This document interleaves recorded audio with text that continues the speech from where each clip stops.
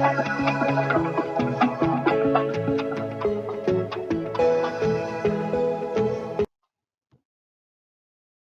students, welcome to my channel.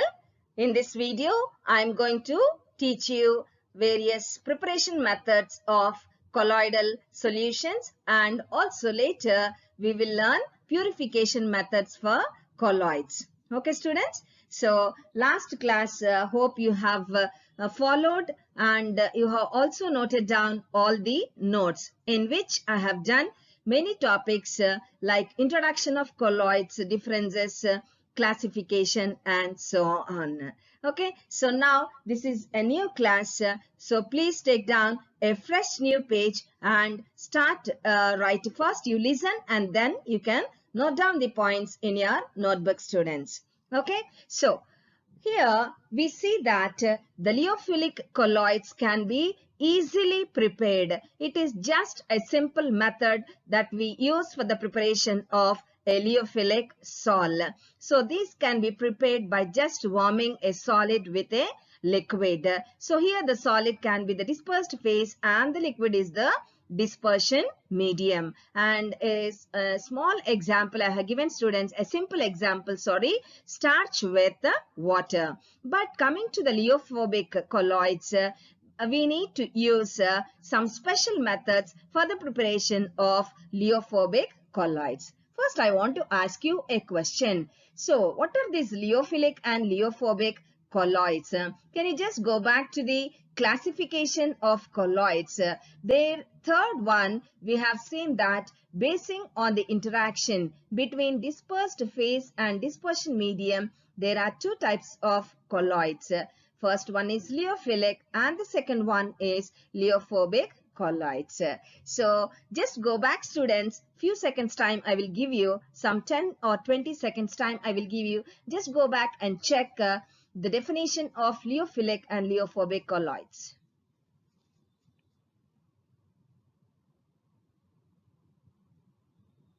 Yes, liophilic colloids means there is affinity between dispersed phase particles and dispersion medium, whereas liophobic sols means there is no affinity between dispersed phase particles and dispersion medium. So there I have given an example under liophilic colloids, starch, gelatin solutions in water. So by a very simple method we can prepare the liophilic colloid. Just you take the solid, warm it with the liquid, we can prepare a liophilic sol. Okay, but liophobic sols, it is not like that. We need to use special methods, under which the first one we have dispersion method. What is this dispersion method? What generally happens in this dispersion method? In this method students, if we observe, here we find the large particles, that is large coarse particles, they are broken down into particles which are of colloidal size. And also under this dispersion method we have various methods. So in these methods we can learn how exactly a liophobic colloid can be prepared. Are you ready students? So first one is mechanical disintegration. There is a figure given here students which is called as a colloidal mill, and it has two steel plates.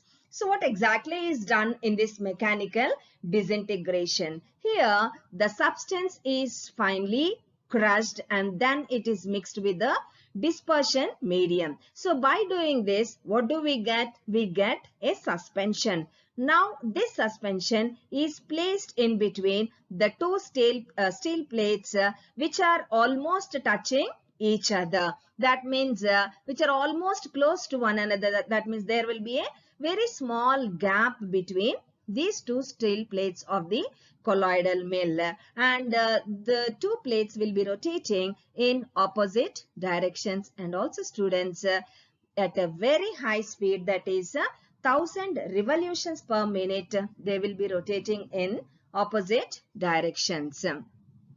And by doing so, see the suspension, how the suspension is being obtained. First, the substance is finely crushed and then it is agitated with the dispersion medium. So by doing this, we get a suspension. This suspension is now placed in between the two steel plates which are rotating in opposite directions at a very high speed. By doing so, what happens? The particles, they are broken down into particles of colloidal size. So, by this method or using this method, generally dyes, ointments, printing inks can be manufactured. Okay, students. So, this is about mechanical disintegration under dispersion method. Okay, understood, ma? Next, second one is Bradig's arc method. Please underline, put the side heading and underline. So now, if we observe this method, this is used for the preparation of colloidal solutions of various metals like silver, gold, platinum, etc.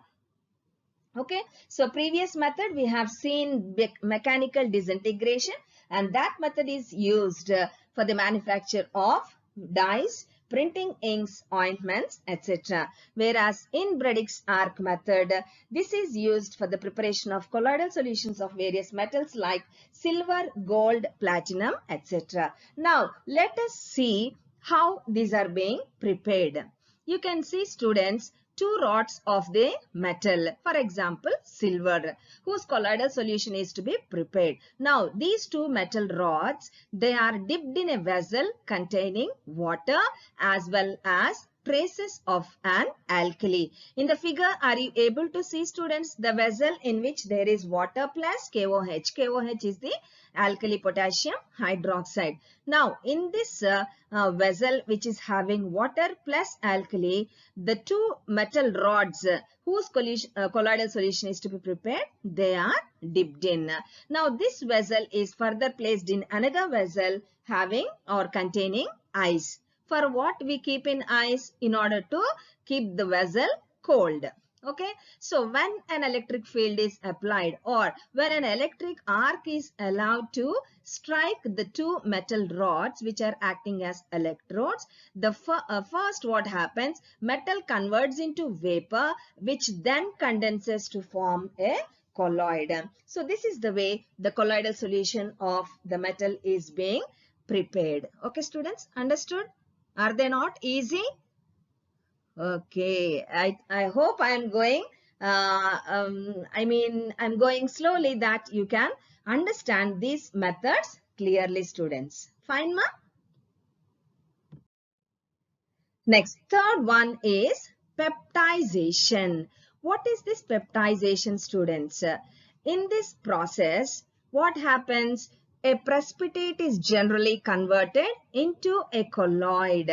How? By adding an electrolyte. The electrolyte used here, we call it as peptizing agent. Okay, students? How a colloid is being prepared, ma, by this process? A precipitate is converted into a colloid by the addition of an electrode. Okay, let us look into the examples. Then it will be easy for you to understand. See example number 1. What is FeOH thrice? You know, right? So now the colloidal solution of ferric hydroxide is formed. How? By treating the fresh precipitate of ferric hydroxide with a small quantity of ferric chloride solution.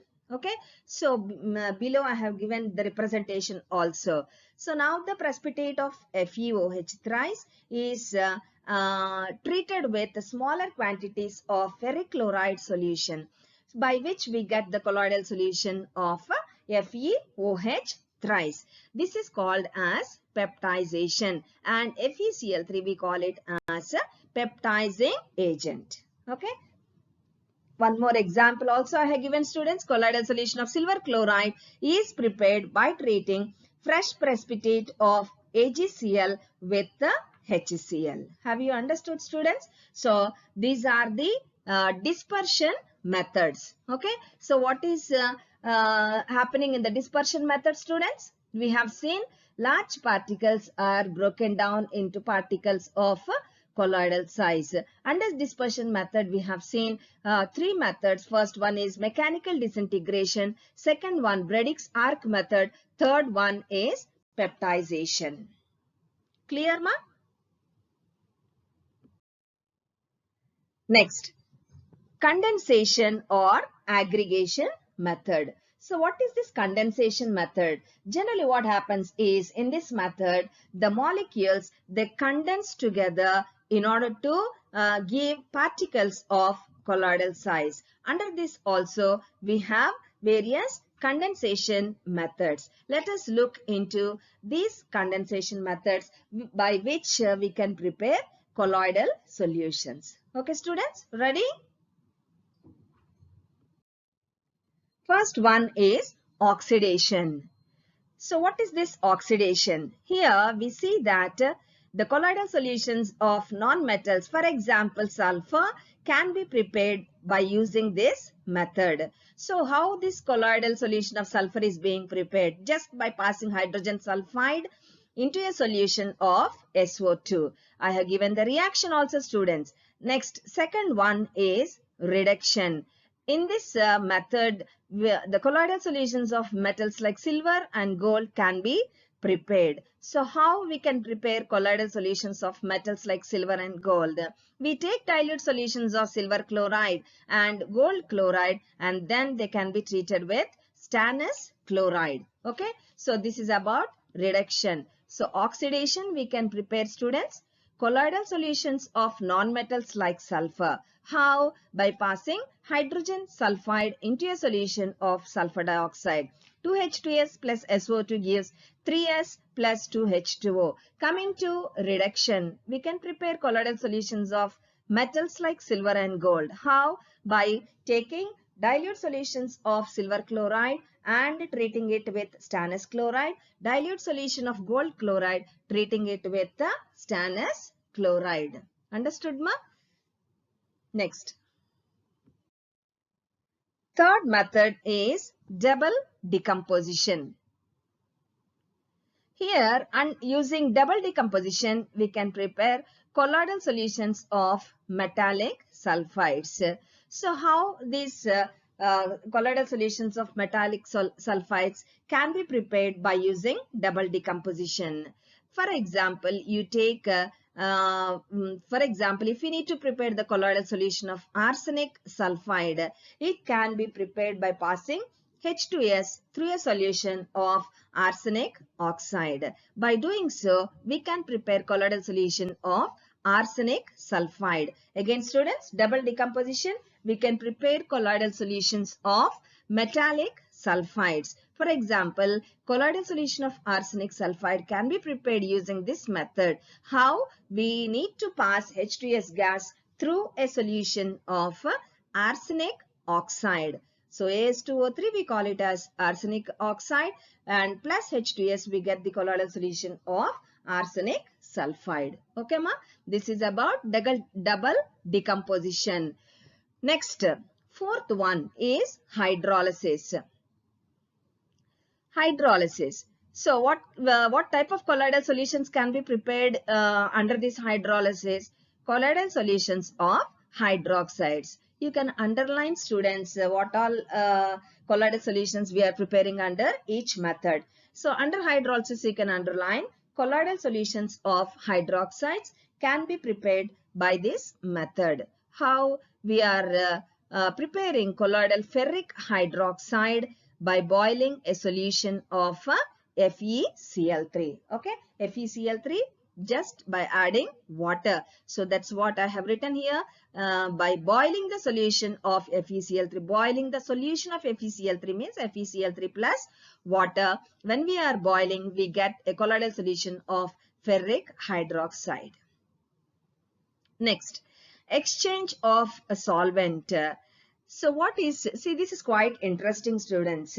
First, what's happening? The substance we first dissolve in a solvent in which it is more soluble or completely soluble. Now, a solution is being formed, right? By dissolving a substance in a solvent in which it is soluble, a solution is being prepared. Now, this solution is added to another solvent Look here, ma, carefully try to understand. First, what did we do? We checked for a solvent in which the substance A, for example, it is more soluble. Okay, this is in one beaker. In another beaker, what did we do? We have taken another solvent. So, in this solvent, the substance A is less soluble comparatively to the when we compare with the first solvent. Okay, so there are two solvents, ma, 1 and 2. In one, substance A is more soluble.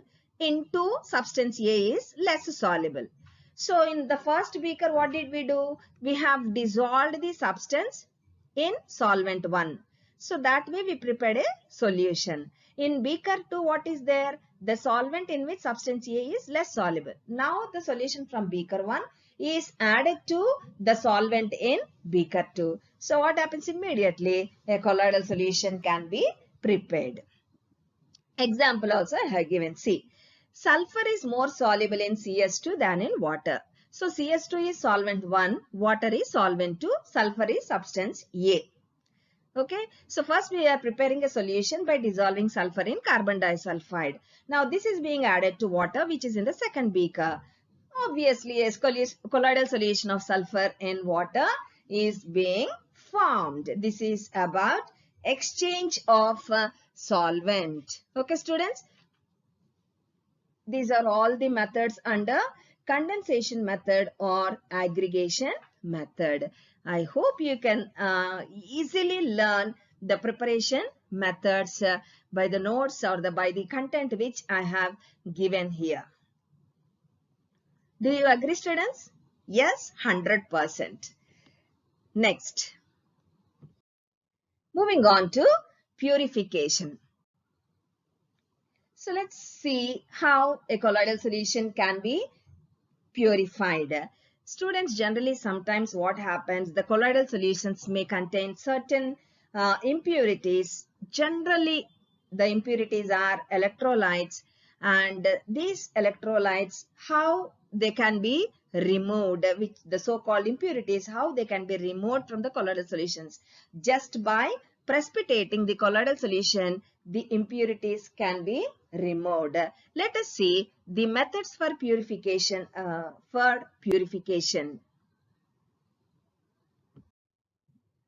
The first method is dialysis, students. Okay, so we all know that the particles of a true solution can pass through porous membrane, and that of a colloidal solution, it cannot pass through porous membrane. Okay, so this we have learned in the introduction class. Now, in this process of dialysis, what exactly is being done? The solution is taken in a cellophane bag, and this is suspended in a beaker containing fresh water. So the soluble impurities pass out, leaving behind a pure colloidal solution. Okay, so what is being done, ma, under dialysis, students? The solution is solution means what? The colloidal solution is taken in a cellophane bag. Okay, and this cellophane bag is dropped in fresh water. Now, the soluble impurities present in the colloidal solution, they move out or they pass out, leaving behind the pure colloidal solution. Okay, now this process of dialysis can be made faster by the application of electric field. What happens when we apply the electric field? The ions will move towards the oppositely charged electrodes present or placed outside the cellophane bag. Okay, students, understood now? So I have given two pictures here. First one, the colloidal solution taken in a cellophane bag, which is being dropped into the fresh water. What all soluble impurities are there, they just move out, leaving behind the pure colloidal solution. And this process also can be made faster. That is, the process of dialysis can be made faster by applying an electric field. What happens when this electric field is being applied? All the ions, they move towards the oppositely charged electrodes which are being placed outside the bag. Okay, so this is the process of dialysis, students. Understood, ma? This is the first method under purification. Next, second one is ultrafiltration. I want to pause for a few seconds here. Why I need to pause? Because you just go back to the introduction class where we have learned the differences between crystalloids, colloids and suspension. Can you just go back, students?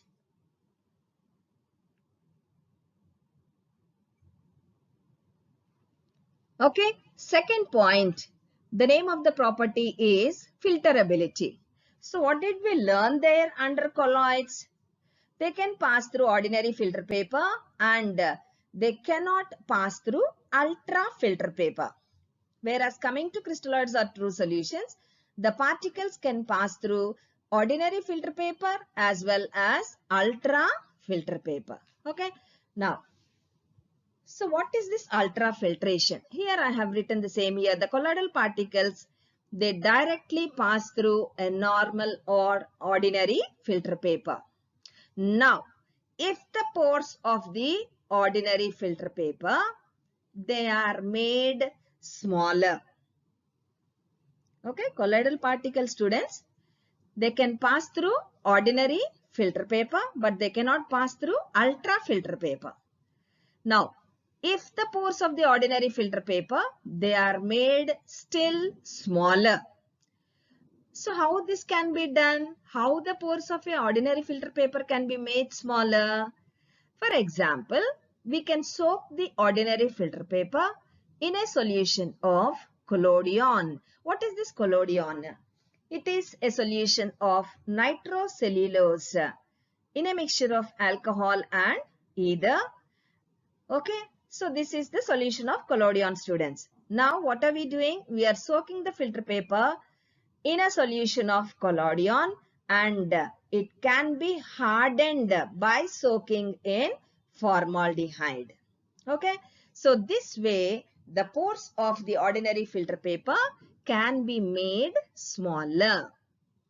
Now, such filter paper can retain colloidal particles and allow the true solution particles, if any, in the colloidal solution to escape out. Now, this filter paper is called as ultrafilter paper and the process of separating colloids by ultrafilters is known as ultrafiltration.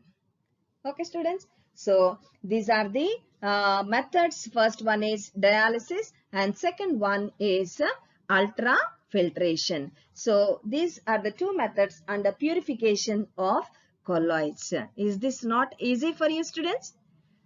Very good. So, immediately write down all these points in your notebook. Now, you understood, na? So, once you understood, go back and nicely, neatly, with a neat pen with all the side headings, you carefully write down all the points. Okay, students?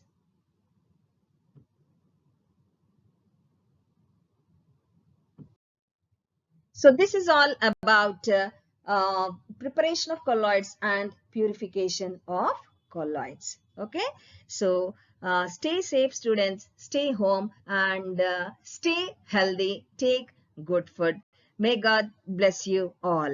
This is all for today. Meet you in the next video with a new topic. Until then, take care. Bye-bye, students.